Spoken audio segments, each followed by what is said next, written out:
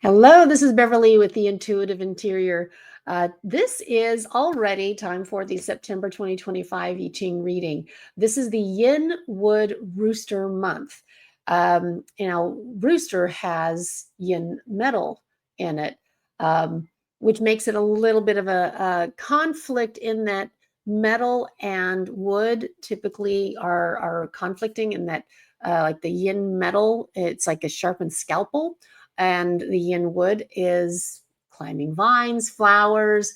Um, and so this is a good month to kind of prune away things, but it's also a perfect month for really looking at your life and seeing where have some scope creep come in. Where are you putting your attention and time towards things that really aren't bringing as much value as you think you need?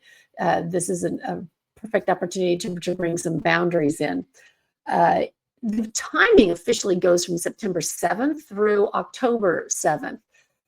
And it corresponds, the beginning of this energy, of this Yin Wood Rooster energy, actually starts on the festival of the Hungry Ghost. It's the full moon on September 7th. Again, depending on your time zone, it's a little bit different. It could be September 7th. It could be September 6th, depending on what part of the world you're in, or even, early morning September 8th. But let's just go ahead and say September 7th.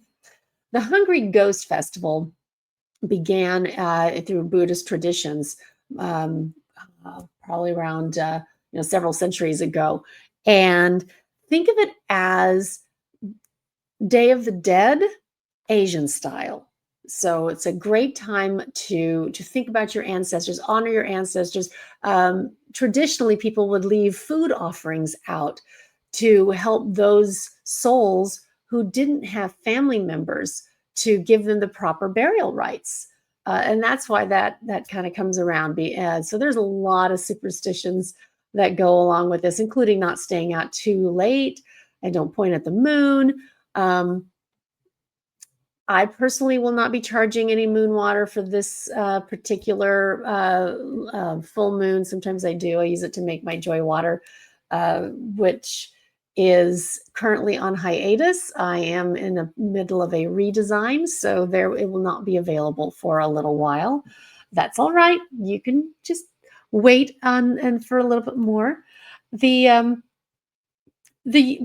the rooster energy is also in conflict with the rabbit energy. That means that those people who have April birthdays are, not April birthdays, I'm sorry, the rabbit is March birthdays.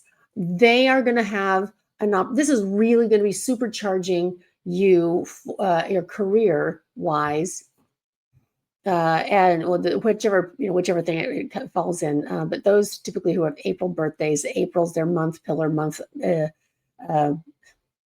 keep saying April, I mean March.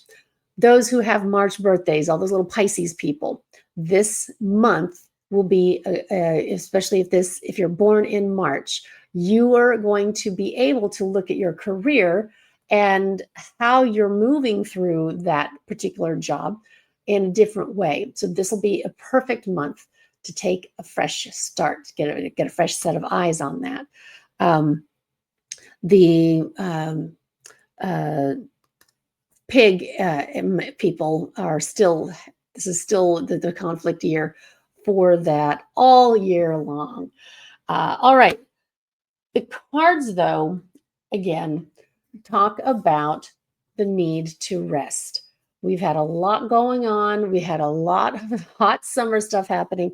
And when you combine the yin wood with the rooster energy, which is yin metal, that comes together and gives you, in the I Ching, card number 33. It has a bunch of geese flying south for the winter, and they're flying over a beautiful marsh that has some grasses growing in it, and it's a little bit of a sunset. And the word on this card is retreat. This has energy of a timely departure, letting go, withdrawal, reevaluation, retirement, and don't hesitate to walk away. The big thing to remember about this is it's not about giving up. It's about really looking at what your limitations are. And are you burning the candle at both ends when you don't really need to? Or is it time for you just to take a step back so that you can, you know, live to fight another day? Like the birds fly south because they know that if they stay too much longer, the cold will make it impossible for them to continue their journey. The other card that I have from the Five Elements Oracle, it's also called Rest and Retreat. That is, not surprising, but this has, and in this deck she calls it a bird instead of a rooster. But it has a woman taking a nice bath and one of the Japanese soaking tubs, with flowers all around. That's again that yin mat or yin wood energy, and a little swallow flying away. So, again, it's a really beautiful reminder that the body and soul needs time to rest and recover. Something that I thought, I'm going to just read this because this has just such really lovely wisdom in here. It says Yin Wood is soft, adaptable, and gentle, but it can be too accommodating at the expense of losing the self, especially in the presence of the bird's yin metal. The bird, after all, loves to charm and indulge, but can be harsh and overly critical with the self. I have some of that in me. Yeah, I'm sure a lot of you recognize yourself in that too. This card serves as a reminder for you to take better care of yourself. The wood bird pillar with yin metal in the earthly frequency and a dominating relationship with yin wood in the heavenly frequency illustrates how easy it is to fall into a self-destructive cycle that feels good now, but doesn't serve you well in the long run. So this is a good reminder. Take that nap. It's a good thing. All right, the three clarifying cards I thought, again, were very interesting because they all have in there this hexagram here, which is the water or trigram con. And so all of them are falling in either the top or the bottom position. But the first card of the clarifying cards is number 59. It's called Dispersion. And it has an image of a person in a robe. Looks like they are playing, I think it's a flute, the Chinese flute, but there's wind that is blowing all of these leaves around. So the wind is literally dispersing whatever detritus had fallen on the ground. This is diffuse negativity, restore harmony, circulate, revitalize, dissolve divisions, and lighten up. The focus line on this one is number 4. So that is actually taking that dissolving divisions from the personal level out into the collective. This, I thought, was a really nice focus line. Sometimes people can get so fixed into an us and them attitude that even the most casual conversation turns into a tennis match. If you can see that this is happening, chances are you're the best person to call off the game and remind everybody what good sportsmanship is all about. This might not be through direct confrontation, but more likely through an act of persuading all the players to join a new game that everybody can appreciate and support. It is a subtle shift to notice when you go into that. Well, my side is right. Of course, we have all the answers.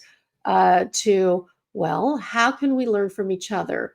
Perhaps there is a different way that I can look at things, but also sometimes if you aren't willing to see the other side, it's just really best to change the subject.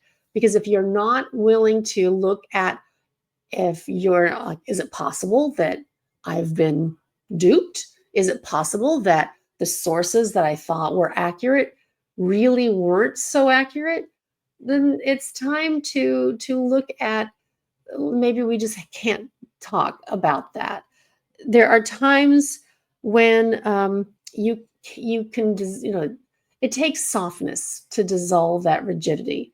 One of the lines in the text of the book is um, that dissolving rigidity benefits from warmth, but not a blowtorch. So let's try not to torch our friends, okay? Let's even if you are a dragon, let's not do dragon breath on everybody, okay? Okay. All right, the next is limitation. Now, again, you see it's the same trigram up here, which, if you look over here, it has another little like wavy symbols. This is a gentleman, it looks like a wise sage who is with a long beard and a mustache sitting in front of the moon with a lotus flower and pond being held in his lap. Limitation is self-discipline, practice, self-respect, introspection, ritual, cultivate patience, build up energy, and maturity. Now, another word for limitation is boundary. There have been many discussions about boundaries in my world lately. Um, the water energy has to have boundaries in order for it to really work at its fullest potential.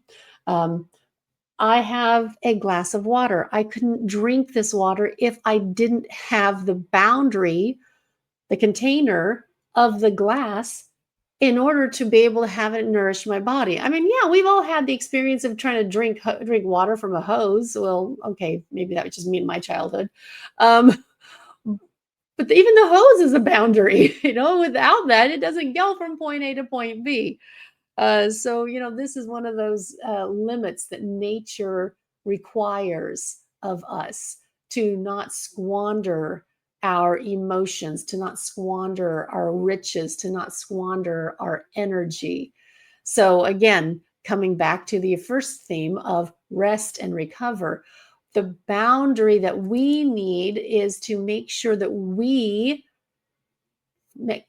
pay attention to our physical body, because again, this physical body, this is the holder of our energy. This is the container for our emotions, our personality, our drive, our zest for life. We really need to honor it and work as much as we can on keeping it whole.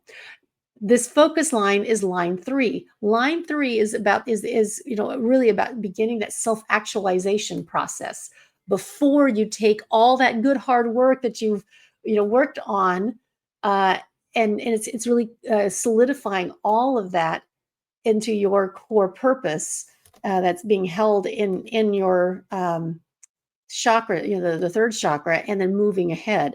So line 3 on this is, when you've had so much fun the night before that you wake up in the morning with a headache, you can either blame it on your party animal pals or learn something about yourself from the experience.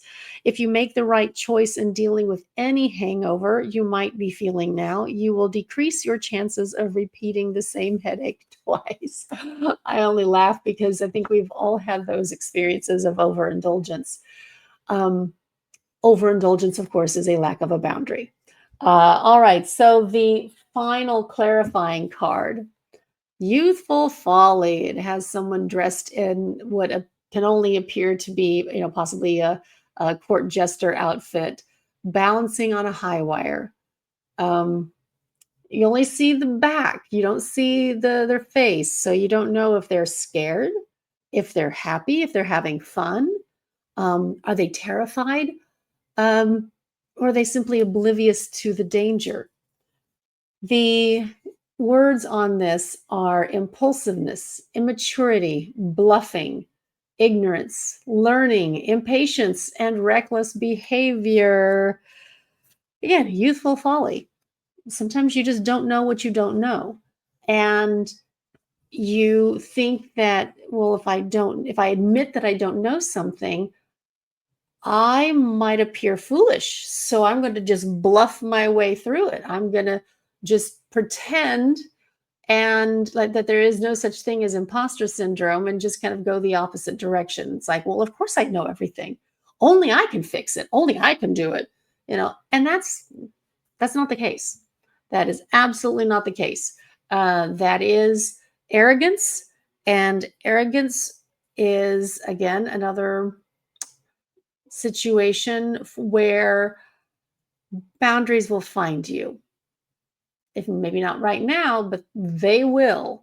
Um, it's really important at those times when this is a good time to lean on people who have actual wisdom. This is when you bring in some experts and you learn from them. You don't just dump everything off onto them and say, "Oh, I don't know anything. Here, you do it." That's just what is it?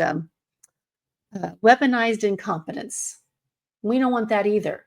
That's also part of that youthful, that immaturity level. So let's bring the maturity up, learn what you don't know, and then practice on doing it. Okay, this focus line is number one. So this is really getting at who you are, how you think about yourself, and doing that real deep dive into, well, what is it that I truly want? How can I go forward with a plan of attack, with a plan of action, with a plan of collaboration? Because that is how society moves forward in positive directions. Says it's important to keep just the right balance now between discipline and playfulness, seriousness of purpose, and relaxation. Too much relaxation and play, and nothing can be accomplished. Too much discipline and structure, and nothing new and innovative can be learned. Be like a tightrope walker and keep your eye on the platform at the other end of the wire. Because those three clarifying cards have water in their trigrams, in that hexagram, that means that there's going to be a lot of emotion that gets stirred up. Using grounding techniques are going to be very, very helpful. Now, sometimes that means visualize standing under a waterfall or when you're showering and it's washing away all of the extra like gunk that you have accumulated from other people. Sometimes it's literally grounding and going into the dirt and sticking your hands and your feet in the dirt. To hug a tree, that's also a very positive thing. Exercise, movement of any kind. If you have one of those, if you can't get out to a gym, get one of those little rebounders and bounce up and down on that, and that helps your body reconnect with itself. When we lose that physical connection, that knowledge of where our bodies stop and start, and what's happening in our tissues, that's when we hurt ourselves. That's when we overdo it. That's when we forget that, oh yeah, maybe I shouldn't try to pack two more things into the day. Perhaps this is a good time for me to turn the TV off and rest or read or just go outside and look at the stars. Those are different ways that you can learn how to ground and connect and figure out where your own personal boundaries are. As someone who really, is still not officially diagnosed, but come on, everything I've seen, I've got ADHD. I've struggled with knowing where my body stopped and started my entire life. And especially when I was a child, the bruises all over my body showed that. That's a pretty common thing for folks whose brain is moving so fast that the body can't catch up. Learning how to meditate, learning how to calm my chattering monkey in my mind, has made all the difference in the world. Yeah, I still have bruises, okay, because I still am a klutz. But I'm not as accident prone as I used to be. And that's a very good thing. Also, because September does seem to have an awful lot of birthdays because, timing, cold weather, here we are. Um, Happy birthday to all the little roosters out there. Happy birthday to all the Virgos out there. And of course, to everybody else. But, hey, this is my birthday month. So happy birthday to me. I hope that September brings you the rest that you deserve and that you need, as well as the clarity that having a mind that is rested will give you. Enjoy your September.